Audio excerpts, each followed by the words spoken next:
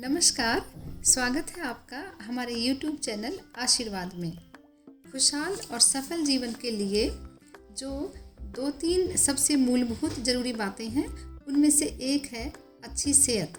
और अच्छी सेहत के लिए ज़रूरी है भोजन संबंधी सही जानकारी और सही आदतें। अपने इस YouTube चैनल आशीर्वाद के माध्यम से हमारा विनम्र प्रयास है कि हम सभी तक, विशेषकर आज की जनरेशन तक, भोजन संबंधी कुछ ज़रूरी और सही जानकारी पहुंचा सकें और उनमें भोजन संबंधी कुछ ज़रूरी और सही आदतें विकसित कर सकें। इसके लिए जो 2-3 माध्यम या तरीके हो सकते हैं, उनमें से एक है अपने ट्रेडिशनल भोजन या उनको पकाने का ट्रेडिशनल तरीका, जो कि हमारी दादी नानी की पीढ़ी को अच्छे से पता भी है और पूरी तरह से वो पूरी सहजता से और नियम से आज भी वो उनका पालन करते हैं। उन्हें सभी बातों का पता है कि सीताफल को मेथी में क्यों छौंकते हैं, उड़द की दाल को लहसुन में क्यों छौंकते हैं, रायते में भुना जीरा क्यों मिलाते हैं या मेथी का तड़का क्यों लगाते हैं।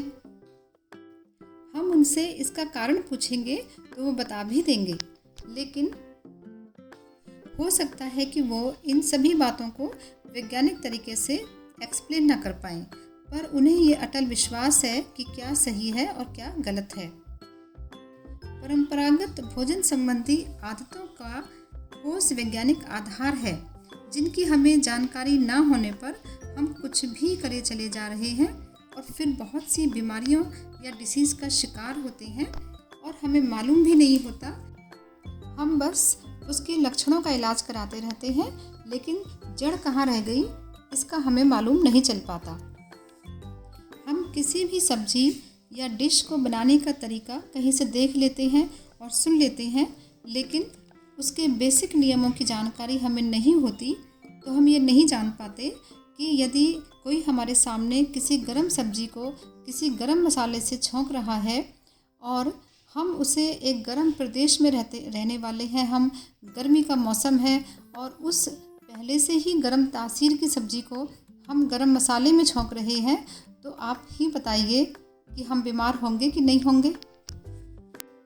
इसलिए इससे पहले कि ये पीढ़ी चली जाए, ख़त्म हो जाए, क्योंकि जितनी जानकारी इनको है उतनी हमारी मम्मियों को भी नहीं है, तो हमें हमारी दादी नानी से वो सब जानना है और सीखना है जो वो जानते हैं, चाहे वो साथ रहते हों या हम उनके पास जाएं या हम उनसे फ़ोन पर ही सब जानें। सबसे पहली और सबसे ज़रूरी बात तो आप यही जानोगे उनसे कि भोजन पकाना उनके लिए कितनी सहजता और प्यार भरा काम था, जिसे हम उनका शौक़ मान लेते हैं या ये कहकर टाल देते हैं कि वो तो सारा दिन घर पर रहती थी, उन्हें और काम ही क्या था। पर क्या आज की पीढ़ी की जो युवती हैं, जो घर पर ही रहती हैं, उन्हें भी खाना पकाना उतना ही सहज और प्यार भरा काम लगता है? ये एक बहुत ही बड़ी बात है कि भोजन पूरे प्रेम से बनाया जाए, क्योंकि जिस भाव से हम भोजन बनाते हैं, खाने वाले में भोजन के साथ साथ वो भाव भी जाता है। इसलिए जब भी खाना बनाएं, प्रेम से, खुशी से या ईश्वर का भजन गाते हुए ही खाना बनाएं। दूसरी बात यह है कि नेट से जो भी जानकारी हमें मिलेगी, वो हमारे निजी परिवेश में वो भोजन और वो भोजन पकाने का तरीका कितना सही और कितना गलत है, ये हमारे बुजुर्ग ही हमें बता सकते हैं। नेट से जो हमें मिलती है वो जानकारी है और हमारे बुजुर्गों से जो मिलता है वो ज्ञान है। इस बात को हम सभी को अच्छे से समझना चाहिए। इसलिए जितना हो सके ज्ञान का खजाना समेट लो उनसे, और उनके जाने के बाद भी ये आपकी अच्छी सेहत के रूप में जीवन भर उनके आशीर्वाद स्वरूप आपके साथ रहेगा। और जब आप इसे अपने बच्चों को देंगे, तो आपके जाने के बाद भी आपके बच्चों की अच्छी सेहत के रूप में आपका आशीर्वाद जीवन भर उनके साथ रहेगा। इसीलिए अपने सभी बुजुर्गों को नमन करते हुए और उनको डेडिकेट करते हुए ही हमने अपने इस चैनल का नाम आशीर्वाद रखा है। सोचने की बात यह है कि हम जो कुछ भी खा रहे हैं, आज की पीढ़ी को विशेषतः है उसकी प्रकृति और उसके गुणों का अच्छे से ज्ञान नहीं है। एक ही वस्तु एक स्थान या मौसम में लाभदायक भी हो सकती है और वही वस्तु दूसरे मौसम या स्थान में हानिकारक भी। मोटे मोटे तौर पर हमें खाने की हर वस्तु की प्रकृति और उसके मेन गुण और उनके परस्पर हानिकारक और लाभदायक योग अवश्य ही पता होने चाहिए। कई बार दो वस्तुएं बेहद गुणकारी होने पर भी उनका योग शरीर में विष पैदा कर देता है। जैसे शहद और घी दोनों ही बेहद गुणकारी वस्तुएं हैं, पर इनका योग इतना घातक होता है कि मृत्यु भी हो सकती है। एक और उदाहरण भी हम आपको देते हैं। शाही पनीर बनाते समय जिसमें लहसुन का तड़का भी होता है, नमक भी होता है, पर जानकारी के अभाव में केवल स्वाद के चक्कर में या कुछ नया करने के चक्कर में कई लोग पानी की जगह दूध डाल देते हैं। दूध के साथ सब्जी, नमकीन, लहसुन आदि कई चीज़ों का योग बेहद ही नुकसान वाला होता है। इससे त्वचा संबंधी बहुत से रोग हो जाते हैं। पर आजकल के बच्चे कह देते हैं कुछ नहीं होता, ये सब पुरानी बातें हैं, हमने तो कई बार खाया है। सही जानकारी के अभाव में ऐसे ही बहुत सारी डिशेस बनाई जा रही हैं, जैसे दूध के साथ खट्टे फल डालकर मिल्क शेक, यहाँ तक कि तरबूज का भी दूध डालकर मिल्क शेक बनाया जा रहा है।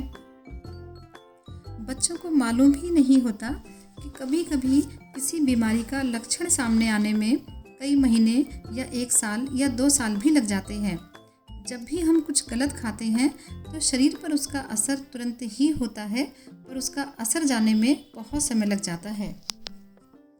कुछ और भी आदतें हैं, जैसे प्लेट में उतना ही खाना लेना जितना खाना है, लेकिन कई बार लोग खास तौर पे जब अपने पैसे का ना हो तो पूरी प्लेट भर लेते हैं और फिर बड़ी बेरहमी से भोजन को व्यर्थ कर देते हैं।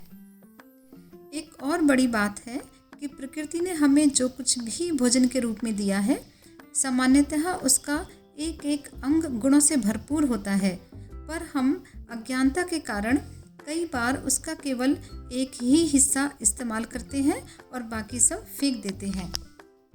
ऐसा करके हम ईश्वर के प्रेम और दया के प्रति बहुत बड़ा अपराध करते हैं। ऐसी ही छोटी छोटी पर बेहद ज़रूरी आदतें हमें अपने बच्चों में बचपन से ही भरनी है और स्वयं भी अपनानी है।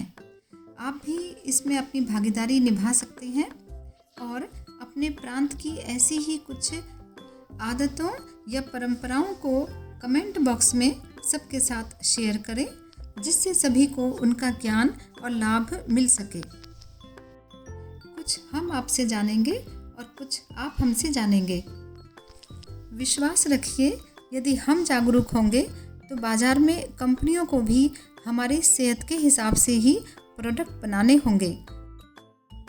इसका एक प्रमाण हम आपको देते हैं कि हमारी आपकी जागरूकता के चलते ही कंपनियों को मैदा की जगह आटे के नूडल्स, ब्रेड और बिस्कुट बनाने ही पड़े। इसलिए हम सबको जागरूक तो होना ही पड़ेगा। मेरा आपसे विनम्र निवेदन है कि यदि आपका गांव है तो वहाँ समय समय पर जब भी आप जाएं तो बच्चों को साथ लेके जाएं और बच्चों को वहाँ की भोजन संबंधी और प्रकृति प्रेम और संरक्षण संबंधी संस्कृति से परिचित करवाते रहें। और यदि आपका गांव नहीं है तो यदि कोई जुगाड़ आपका हो तो परिवार सहित 2-4 दिन के लिए देश के आंतरिक हिस्सों में बिताकर आएं और वहाँ का परंपरागत भोजन परंपरागत तरीके से बना हुआ खाएं और उनसे बातचीत करते रहें, उसके बारे में गहराई से जानें। आजकल तो घूमने का वैसे भी बहुत चलन है और ये बहुत सुविधाजनक भी हो गया है, और आप चाहेंगे तो ऐसे ही पैकेज भी बनने लग जाएंगे। और जब हम ईश्वर की दया और प्रकृति की खूबसूरती और मिठास को देखेंगे तो हम हैरान हो जाएंगे और अभिभूत हो जाएंगे। और आप देसी ही क्यों, आप विदेशी व्यंजनों का मज़ा भी लीजिए, लेकिन उन्हें अपने देसी अंदाज में इस तरह बनाइए कि उनकी पौष्टिकता भी बनी रहे और उनकी प्रकृति का भी आपको ज्ञान हो कि वो आपके शरीर के अनुकूल है। यदि आपको हमारी बातें सही लग रही हों तो कमेंट बॉक्स में हमें ये लिखकर बताएं और अपने सुझाव भी हमें अवश्य दें और इस वीडियो को अपने सभी जानने वालों में शेयर करें, लाइक करें और सब्सक्राइब करें। आपका दिन शुभ हो।